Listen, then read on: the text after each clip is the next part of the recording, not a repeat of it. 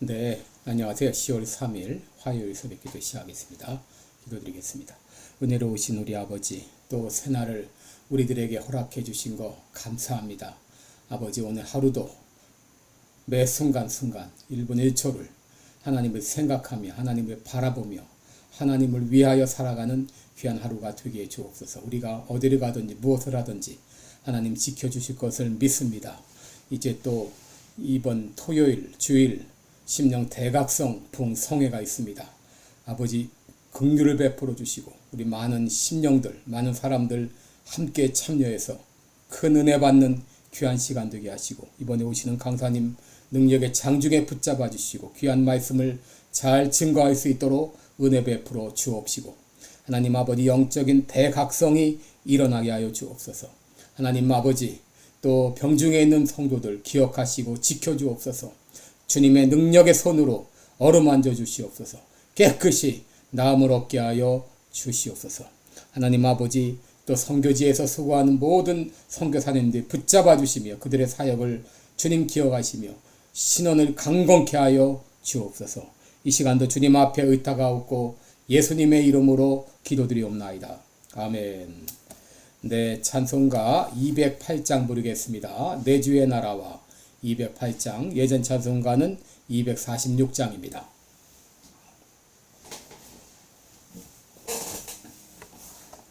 (208장입니다) 내 주의 나라와 주 계신 성전과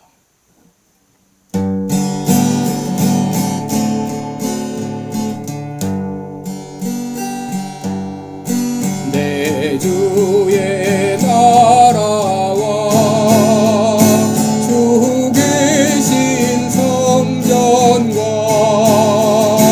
피 흘려 사신 교회를 늘 사랑합니다.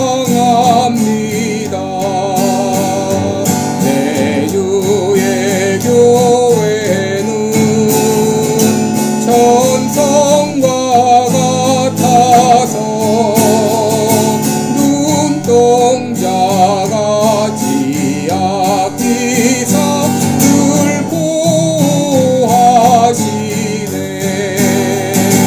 이 교회 위하여 눈물과 기도로 내 생명 다하기까지 늘 봉사합니다. 성도의 교제와 교회의 위로와 구주와 맺은 언약을 늘 기뻐합니다. 하늘의 영광과 베푸신 은혜가 진리와 함께 영원히 시온에 넘치네.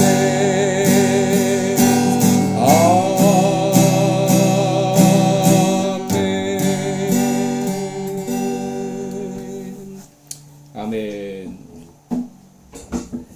네, 우리 오늘은 사도행전 14장 19절로 28절 보겠습니다. 사도행전 14장 19절로 28절까지 제가 봉독해 드립니다. 유대인들이 안디옥과 이고니온에서 와서 무리를 초인하여 돌로 바울을 쳐서 죽은 줄로 알고 성 밖에 끌어내치니라. 제자들이 둘러섰을 때에 바울이 일어나 성에 들어갔다가 이튿날 바나바와 함께 더베로 가서 복음을 그 성에서 전하여 많은 사람을 제자로 삼고 루스드라와 이고니온과 안디옥으로 돌아가서 제자들의 마음을 굳게 하여 이 믿음에 거하라 권하고, 또 우리가 하나님 나라에 들어가려면 많은 환난을 겪어야 할 것이라 하고 각 교회에서 장로들을 택하여 금식 기도하며 저희를 그 믿음 바 주께 부탁하고 비시디아 가운데로 지나가서 밤빌리아에 이르러 돌을 버가에서 전하고 아탈리아로 내려가서 거기서 배 타고 안디옥에 이르니 이곳은 두 사도의 이룬 그 일을 위하여 전에 하나님의 은혜에 부탁하던 곳이라. 이르러 교회를 모아 하나님이 함께 행하신 모든 일과 이방인들에게 믿음의 문을 여신 것을 고하고 제자들과 함께 오래 있으니라. 아멘. 네, 우리 오늘은 환난에 대해서 어떻게 반응할 것인가 이런 제목으로 말씀을 나누겠습니다. 바울의 제1차 전도 여행은 바나바와 함께 모교회 안디옥 교회의 파송을 받아 구브로를 지나서 소아시아의 그 버가, 또 비시디의 안디옥, 이고니온, 루스드라, 더베, 그리고 다시 루스드라, 이고니온을 거쳐서 아탈리아에서 배 타고 원래 파송교회였던 수리아 안디옥으로 돌아가는 여정이었고, 그 기간은 약 2년 정도였습니다. 여러분, 특별히 루스드라에서 어떤 일들이 있었는가? 나면서부터 발을 쓰지 못하는 안진뱅이가 바울을 통해서 고침받는 이런 놀라운 역사가 일어났습니다. 그래서 사람들은 바나바 바울을 살아있는 신으로 보고 그들에게 제사를 드리려 했을 때에 이 바나바 바울이 그들을 겨우 말려서 제사를 드리지 못하게 했습니다. 그런데 여러분, 이렇게 사람들이 이 바울과 바나바를 따르자 유대인들이 그냥 있질 않았습니다. 여러분, 19절에 보시면 유대인들이 안디옥과 이고니온에서 와서 무리를 초인하여 돌로 바울을 쳐서 죽은 줄로 알고 성 밖에 끌어내치니라 라고 말했습니다. 여러분, 이 안디옥, 피시디의 안디옥이죠. 안디옥과 이고니온에서 사람들을 끌고 와서 이 바울을 향하여 돌을 쳤습니다. 그래서 바울이 죽은 줄 알았습니다. 그래서 성 밖에 끌어내쳤습니다. 성 안에 시체를 둘 수 없었기 때문이죠. 그 유대인들이 이 안디옥과 이고니온 사람들을 끌고 와서 루스드라까지 내려와서 바울을 죽이려고 일제히 돌을 던진 겁니다. 그래서 죽은 줄 알았습니다. 그래서 20절을 보시면 제자들이 둘러섰을 때에 라는 말이 나오죠. 여러분, 이들이 왜 둘러섰을까요? 바울이 죽은 줄 알고 이 죽은 자에 대한 그런 예의를 피한 거죠. 그래서 아마 이제 함께 빙 둘러서서 우리 다시 만나볼 동안 하나님이 함께 계셔, 이런 찬송을 불렀는지 모르겠어요. 그런데 죽은 줄 알았던 이 바울이 죽지 않고 꿈쩍거렸어요. 그가 곧 일어나서 성으로 갔다가 이튿날 바나바와 함께 더베로 가서라고 말했습니다. 여러분, 이 구절은 성경 가운데 가장 감동적인 혹은 장엄한 구절이 아닐 수가 없습니다. 여러분, 한 줄 기록된 말씀이지만 이 구절 가운데 엄청난 은혜가 있죠. 여러분, 사도 바울은 유대인들이 던진 돌에 의해서 맞고 쓰러졌습니다. 다 죽은 줄 알았습니다. 어쩌면 죽었다 다시 살아난지도 모르겠어요. 이 정도 고생하면 이제 선교 그만해야 되겠다. 주회도 좋지만 우선 살아야 되지 않겠는가? 잠시 좀 요양 좀 했다가 몸 좀 나으면 해야지. 얼마든지 그렇게 생각할 수 있는데, 그런데 사도 바울은 아무 일도 없었다는 듯이 일어나 성으로 갔다가 바나바와 함께 더베로 가서 그렇게 해서 예전과 같이 동일하게 사역을 했다고 하는 것이죠. 여러분, 예수 믿는 사람들에게 왜 고난이 찾아올까 생각한 적이 있죠? 여러분, 예수 믿음과 동시에 영적 전쟁이 시작되기 때문입니다. 디모데후서 3장 11절 이하의 핍박과 고난과 또한 안디옥과 이고니온과 루스드라에서 당한 일과 어떠한 핍박을 받은 것을 내가 과연 보고 알았거니와 주께서 이 모든 것 가운데 나를 건지셨느니라 라고 말씀하시면서 무릇 그리스도 안에서 경건하게 살고자 하는 자는 핍박을 받으리라 라고 말씀했습니다. 여러분, 우리가 예수님을 믿고 믿음 생활을 신실하게 하면 할수록 사단은 그냥 있지 않습니다. 어떻게 해서라도 우리를 넘어뜨리려고, 우리를 유혹하려고 갖은 발악을 다하는 것이죠. 그러다 보니까 우리에게 고난과 환난이 따르는 것이죠. 여러분, 성경을 보면 어떻게 보면 성경은 전쟁사입니다. 하나님의 백성과 사단과의 영적 전쟁입니다. 그러기에 많은 환난이 따르게 됩니다. 문제는 이런 환난을 당할 때 그리스도인들이 어떤 자세로 맞이하는가 하는 것입니다. 사단이 우리를 공격하는 것은 우리가 어떻게 할 수 없지만, 그러나 그 공격에 대해서 우리가 어떻게 반응하고 어떻게 방어하느냐 하는 것은 나의 문제죠. 그렇다면 우리는 환난을 당할 때 어떤 자세로 맞이해야 될까? 첫째로, 여러분, 환난을 당연한 것으로 여겨야 됩니다. 예수 믿는데 왜 이런 환난을 당하지? 여러분, 이런 환난이, 이런 고난은 당연히 따라오는 것입니다.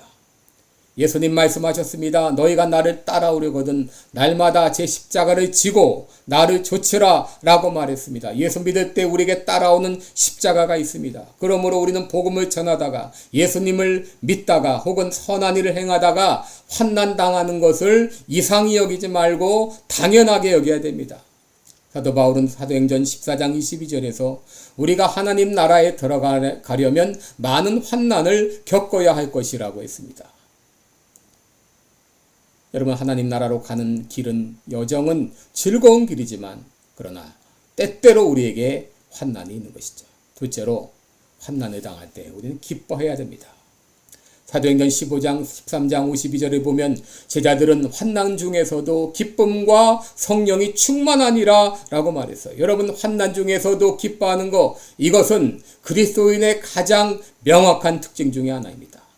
나는 환난 중에서도 기뻐하는가? 그렇다면 참 그리스도인이라고 말할 수 있어요. 그러나 환난을 당하면 불평하고 원망하는가? 그렇다면 나의 신앙생활에 문제가 있는 것입니다. 여러분, 왜 우리가 환난 중에서도 기뻐해야 될까요? 야고보서 1장 3절 이하에 이는 너희 믿음의 시련이 인내를 만들어내는 줄 알미라. 인내를 온전히 이루라. 이는 너희로 온전하고 구비하여 조금도 부족함이 없게 하려 함이라. 여러분, 하나님이 우리에게 환난을 허락하시는 것은 환난을 통해서 우리의 믿음을 더욱더 견고하게 하시기 위함입니다. 그러기에 로마서 5장 3절에 다만 이뿐 아니라 우리가 환난 중에도 즐거워하나니 이는 환난은 인내를, 인내는 연단을, 연단은 소망을 이루는 줄 알미라 라고 말했습니다.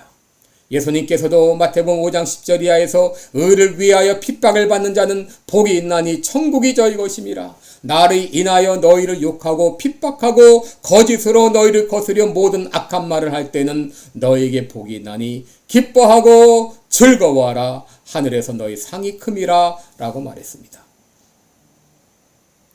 그렇기 때문에 우리가 아무리 힘들고 어려운 환경을 만날지라도 그리스도인들은 기쁨을 빼앗겨서는 안 됩니다.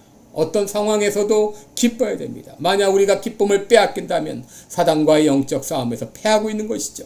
만약 우리에게 불평과 원망이 나온다면 여러분들 예수의 이름으로 떠날지어다 외치면서 내 심령의 기쁨을 달라고 기도해야 되겠습니다. 셋째로, 우리 환난을 맞을 때 우리는 담대하게 맞아야 됩니다. 여러분, 바울과 바나바는 죽을 지경에 이르는 환난 가운데서도 조금도 위축되지 않고 담대했습니다. 사도행전 13장 46절에 바울과 바나바가 담대히 말해요 그랬습니다. 사도행전 14장 3절에 두 사도가 오래 있어 주를 힘입어 담대히 말하니 주께서 저희 손으로 표적과 기사를 행하게 하여주다. 또 14장 2절에도 제자들의 마음을 굳게 하여 이 믿음에 권하라고 이렇게 담대히 말했습니다. 여러분, 우리가 환난을 당할 때 조금도 위축될 것이 없습니다.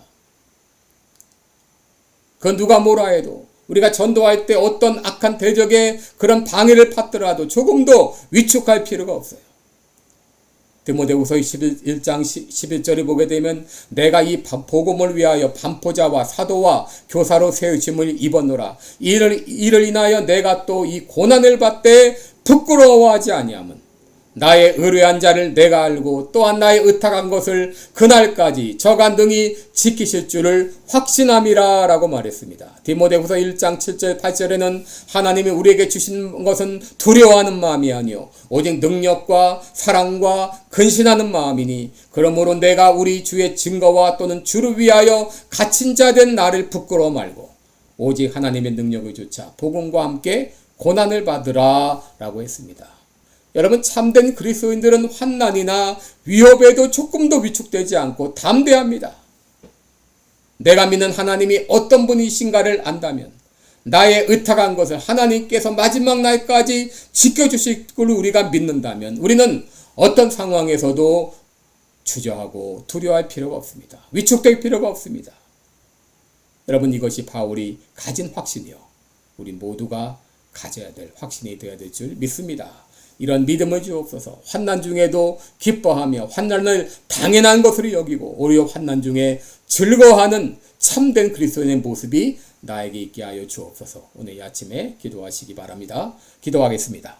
은혜로우신 우리 아버지, 때때로 믿음과 생활 가운데 또 사역하는 가운데 어려움이 따릅니다. 문제가 발생합니다. 그럴지라도 하나님 아버지여, 이것을 오히려 기뻐하며 이것을 당연한 것으로 여기며 이것을 담대하게 물리치는 귀한 믿음의 용장들이 되게 하여 주옵소서. 예수님의 이름으로 기도드리옵나이다. 아멘.